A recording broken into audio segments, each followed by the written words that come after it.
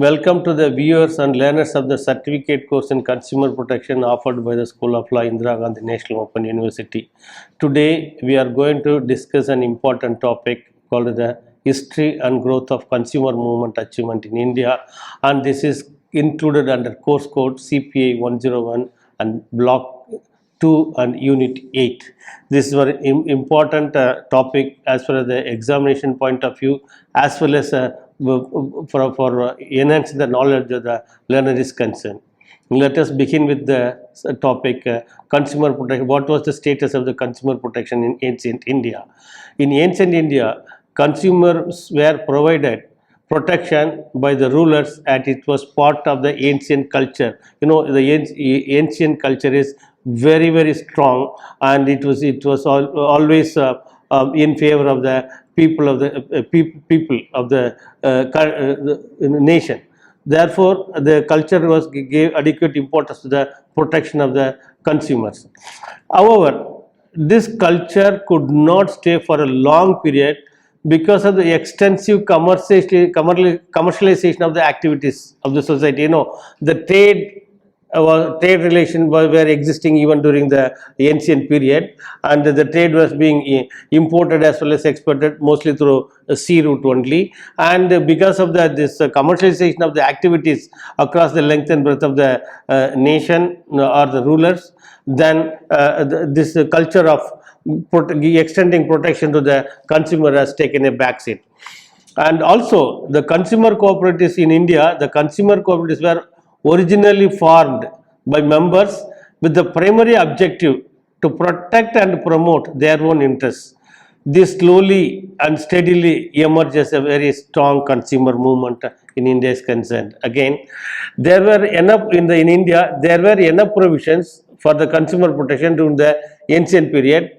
The ancient culture recognized the importance of protection of consumers. For example, Kaudilya's Arthasastra was the basic law of ancient India, and the same was strengthened with the provisions to protect the consumers.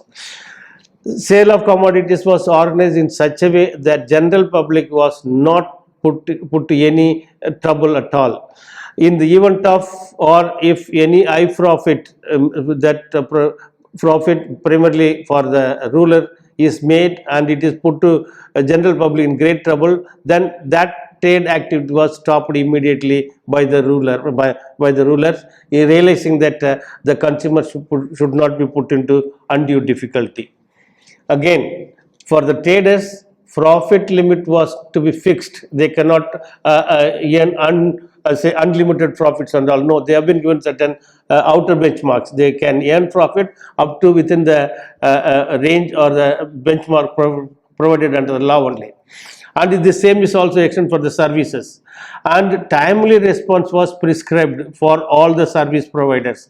For sculptorists, carpenter, tailor, washerman, rules for the protection of consumer interests were given. For you, they cannot, again, the time frame for washerman means he should return it within a day or two. The tailor means maybe 3 to 4 days only, like the time frame was given. So that was putting a pressure on the service providers for the purpose of providing or extending the timely service.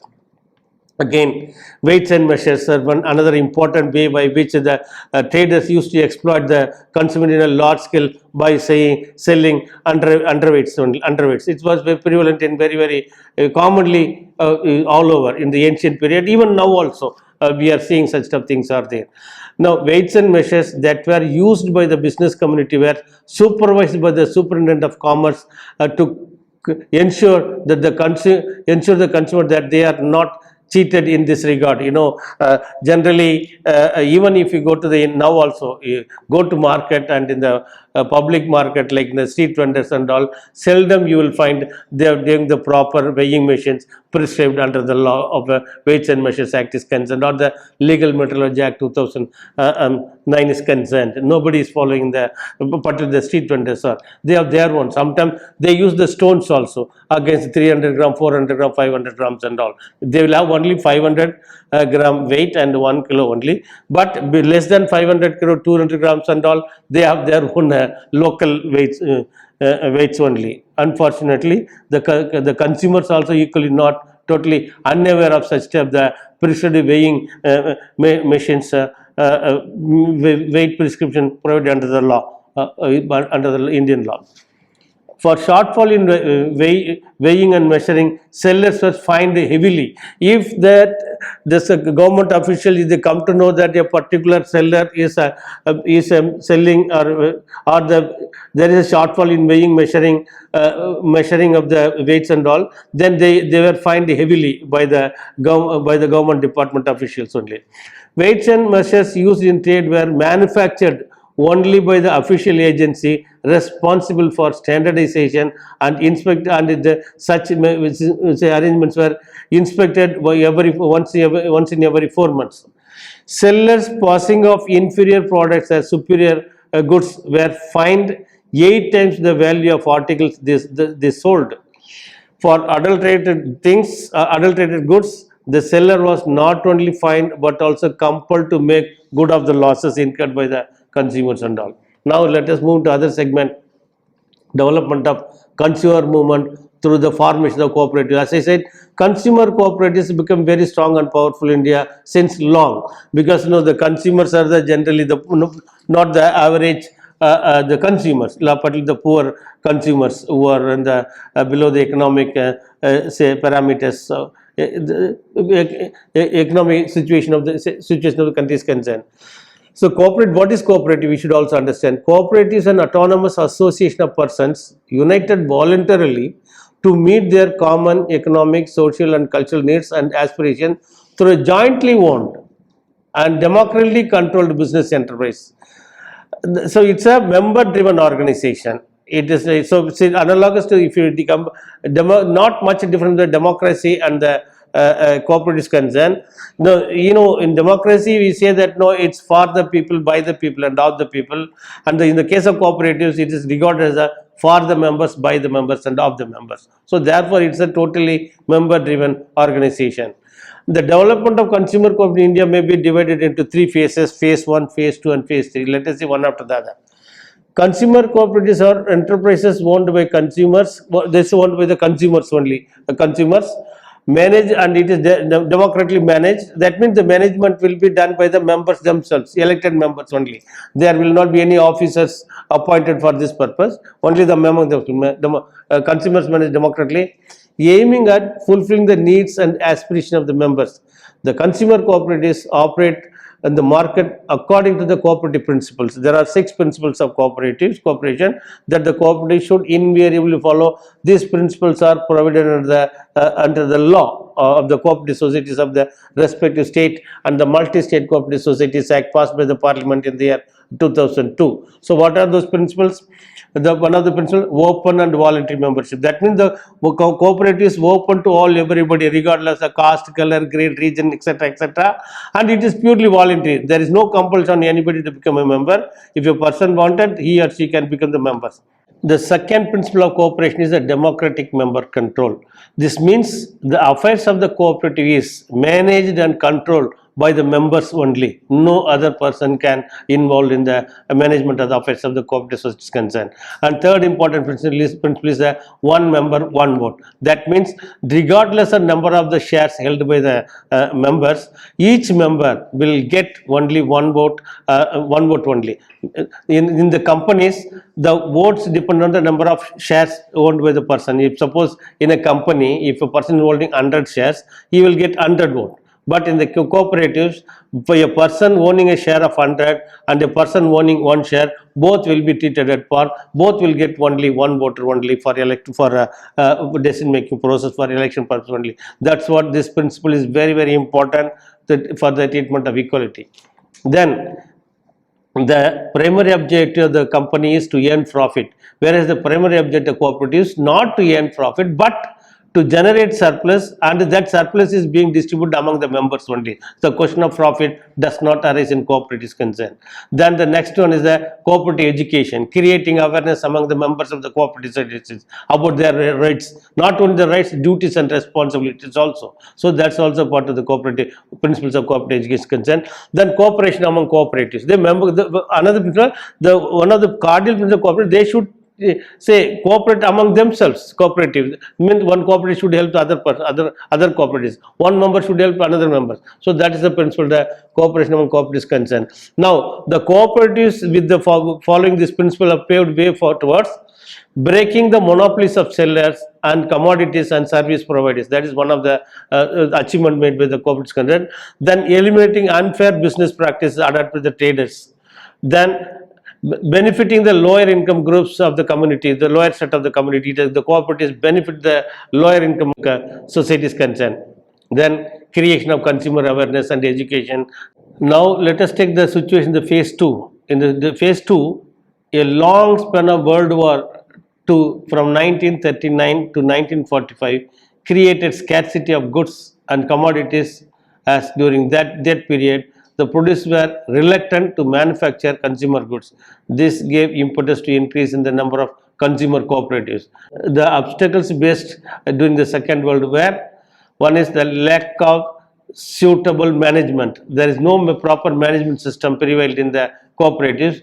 Then widespread corruption in the market. The corruption was prevalent in the, you will understand, the during the Second World War, the acute shortage was there. Then the market system was collapsed totally. The corrupt practice was on the highest level. So that is what, that's all this thing. And the low salaries and remuneration of staff and insufficient, and also insufficient storage facilities. So these are the things we prevailed in the phase 2. And in phase 3, a setback cooperative movement was seen in 1951-52 on account of decontrol and detraining. Means, you know, the control system was relaxed. It was decontrolled, meaning thereby the government officers, the registrar of cooperative societies, they started gaining control over the cooperative societies. However, in the 1960, an All India Consumer Seminar on consumer cooperatives was formed, and also we have the India after the independence, say, adopted the 5-year plans. First 5-year plan was 1951 to 55, 56, and so therefore from third 5-year plan onwards, that is 1964-65 onwards, there has been much emphasis on development of consumer cooperatives extended by the government to make them viable. The cooperatives were unviable. Unviable means that they were running into losses. So one of the primary objectives of government was to make the cooperatives viable by providing support services in the form of contribution to the share capital is concerned. Now, consumer cooperatives are extensively engaged towards channelizing the distribution of essential goods through public distribution system. One of the major contribution by the consumer cooperatives, this channel, it's a distribution of the essential commodities to the people living the all and nook and corner of the country is concerned. They are in a way doing human service to the nation as a whole by undertaking the responsibility of public distribution system. Consumer cooperatives are engaged in this activity totally, almost, I can say. Now, the consumer movement in modern era. The basic objective of consumer movements in the modern era are to provide opportunity to the consumers to buy intelligently and cleverly. That is what one of the objectives concerned. And the consumer become more aware, say they become more intelligent, so that with this they started exercising their option and choices. Then recognition of regional consumer requests. Then the market recognizes that the consumer have a consumer request, whatever is made, that should be receive due attention. Otherwise, consumer may not come forward to buy commodity from them. So that aspect, consumer is a king. That concept was slowly started gaining momentum. So therefore, the traders, they started giving importance to the consumer request. Whatever the request comes in, they generally used to accommodate the request received from the consumers in general. Then protection against fraud, misrepresentation, unsanitary and unjust products. So there were people again became aware of this and the fraud committed or misrepresentation or unsanitary and unjust products sold by the traders are concerned. They started raising objections. Sometimes they used to make slogans also. Sometimes they used to organize street play also to make the people to understand the difficulties faced by them. Then participation of consumer representative in management of aspects of affecting the consumer. Then slowly and steadily, this consumer representatives got the representation, government bodies for policy making bodies, and also they have been given opportunity to raise their voices for the purpose of protecting their own interests. Now, again, the consumer movement also promoted the consumer interest. Basically, the consumer interest is protected through this consumer movement of modern era is concerned. And finally, to provide help to the consumers for the redress of their grievances against the sellers or producers concerned. So the consumer movement is primary objective to help them, consumers, to reduce their grievances by way of and take the grievances properly. Now, let us move to another stages of development of the consumer movement, and these are different stages. Number one is the right to fair dealing. That no, the consumer were not getting fair dealing from the sellers, traders or manufacturers, etc., etc. So then this was the people they realized that consumers should be given the proper proper attention, otherwise they will not come back to them. That has been realized and understood. The right to have the satisfactory quality of the goods, the consumer also realized that they were right to get a quality goods, otherwise they were not. That was also one of the important principles of the consumer movement is concerned. With that, because they are paying money, the goods are not sold free of cost. So when they started realizing that they are paying money as a value for the goods, and that's what a higher price, they started demanding that the quality should also be ensured. So wherever the quality was found lacking, they started not purchasing the goods and all. Ultimately, that will be a problem to the traders, sellers, and so on and so forth. The right to know the fair price of the commodity is very important. The fair price, proper price should be made known to the consumers finally, ultimately. But even today, in some places, the prices are not disclosed to the consumers. Even as per the law, in the case of retail and retail shops, the shopkeeper should display a notice board wherein that the price of each and commodity is available in the shop, that should be displayed properly as per the law. But you go to the market, you will not find any shop having such a notice board displayed about telling that name of the commodity and its price and all. But it is there in the law, it is not being followed. With the result, by seeing the consumer's face and profile, they have their own judgment. If they come across a illiterate consumer or a rural consumer, they raise the price very heavily, so that they will not raise any objection. But if they come to any consumer who is properly dressed and neatly dressed, then they will quote a reasonable price only. So by seeing that, by facial reading, they should charge the prices only. But under law, it's not the case. Price should be even, and should be equal prices should be charged for each and every person concerned. Then right to information of retail price of the essential commodities. Again, the consumer should be made aware of the retail price of the essential commodities served through the fair price shops and all, that should be made known to them. Then right to know the date of the expiry. That is very, very important, because these days we all are aware, and we got awareness that before purchasing the commodity, we should look to the date of the expiry. If the product is sold after the expiry date, then that shopkeeper can be penalized under the law. We have a very strict law on this aspect. Right to select or choose goods of the choice. Now again, when we grow, when we have money, when we have all the things we assess, comforts with us, then we look for a choice of many goods out of the one. We don't go to the shop there is only one brand of the product is made available. Now we look for several brands. There are a variety of brands, several brands available for the same commodity. So now people are more aware, and they look for the different, they want to exercise their choice and preference over the goods available in the market. So that's a valuable right. But now the marshes, there is some tacit understanding between the shopkeepers and this wholesaler or retailer, that they say there is an understanding that if they promote their particular brand commodity only, then they were being given certain percent share in their profit and all. So that's understanding going on, but we can't help it. Then right to be heard in the case of exploitation by the sellers. Again, the consumers realize that they have the right to be, then the exploitation by the sellers, that matter should be heard and the proper relief should be provided to them. Then right to be consulted, that the member should be also be consulted whenever policy decisions are taken. That is also it's important.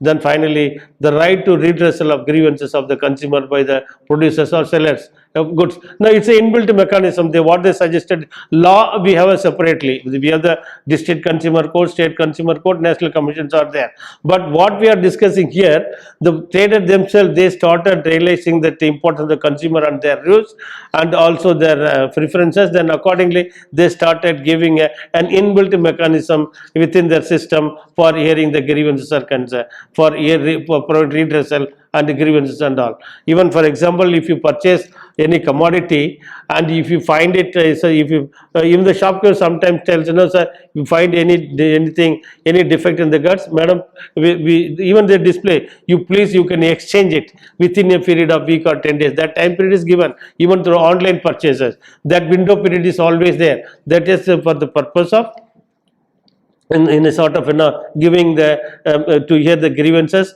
and to give the relief only. These days it's very, very common within the period. Now, achievements of consumer movement. There are the consumer movement has also made certain achievements, visible achievements. What are those? Let us see. The achievements of the consumer movement in India include emphasis, rather adequate emphasis given to the consumer education by the government and social organizations in various ways, promoting that consumer awareness among the society across the length and breadth of the country. For example, Doordarshan is telecasting a fortnightly program named Sansakshan Ubhoktaka, and the All India Radio as Jago Grahaga Jago, to increase awareness of consumers. These are the two famous the programs carried by telecast by Doordarshan and also All India Radio also. Also, the Ministry of Civil Supplies, Government of India, has instituted a national award in the name of National Award for Consumer Protection. This award is given for the voluntary consumer organization for their outstanding work in this field is concerned. Now let us move some. Now let us take some important case laws decided by consumer courts. The first case that we are going to see is Senco Textile Private Limited versus Greaves Cotton and Company Limited. It was decided in the year 1991 and reported in the Consumer Protection Journal. This was National Commission. The main issue involved in this case is there any difference between the goods purchased for self-consumption and the goods purchased for resale or for commercial purpose?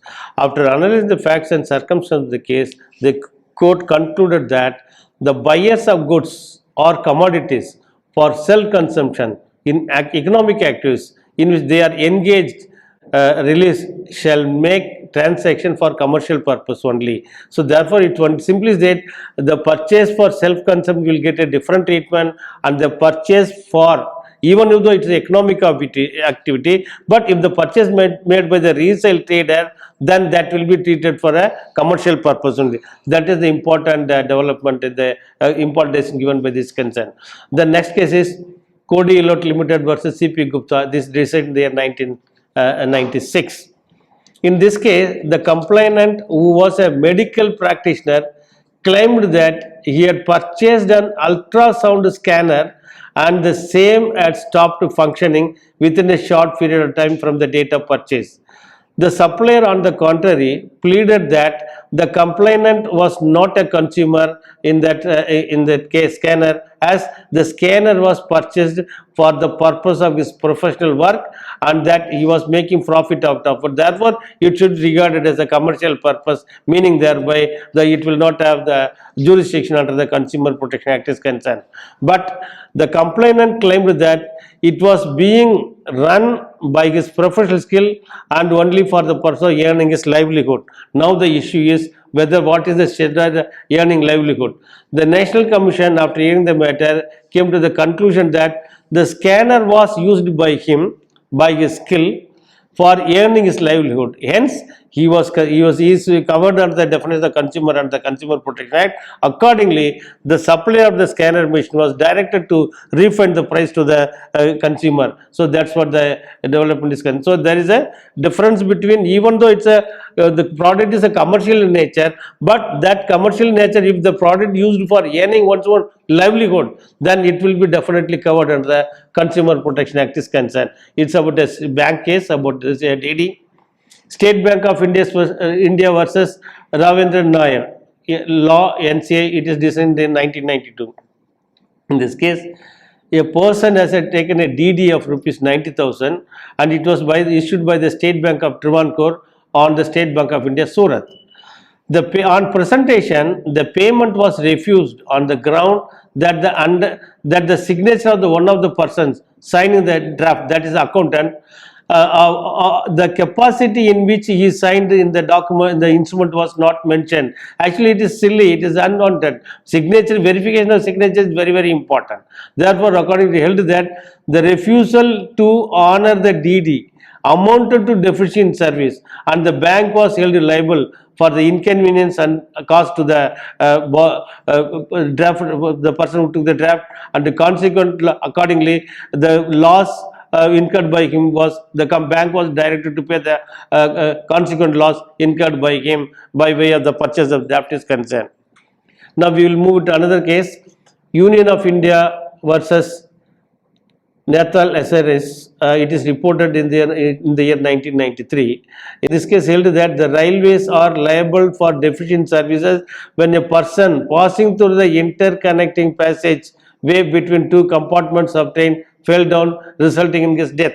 Because of this, the trains have several compartments, and there is a passage to move from one compartment to another compartment. I think in this particular case, it happened that that connecting thing was not maintained properly. With the result, there was a big hole, and the person fell down while trying to move to the another coach, and he died ultimately. So therefore, the railway was held liable and responsible in this case. Then Indian Oil Corporation versus Venkatramanan, it is in the National Commission, decided in the year 1992. In this case, the State Commission as well as National Commission held that the supply of gas cylinder with a defective valve and the failure of the distributor supply man to check the defect at the time of delivery amount to deficiency in service. Accordingly, the Indian Oil Corporation was held liable to compensate for the loss of life and injury resulting from fire caused by the leakage from the defective valve. A sum of rupees 1,50,000 was awarded. Now we take another case, Nivadut G. More versus the Vinyas Deshmukh. It was decided in the year 1995. In this case, it was observed that the failure on the part of the doctor leaving station without making competent alternate arrangements to attend to the serious cases was held to be deficiency in service. Consequently, the doctor was held liable for the medicine administered by an unqualified person working as compounder, resulting in the death of the patient is concerned. This was the real sheer negligence on the part of the doctor, allowing a compounder to give the medicines and all. So this is all about this case laws are concerned. With this, we conclude our discussion on the subject, and we will again meet on any other topic, please. Thank you very much.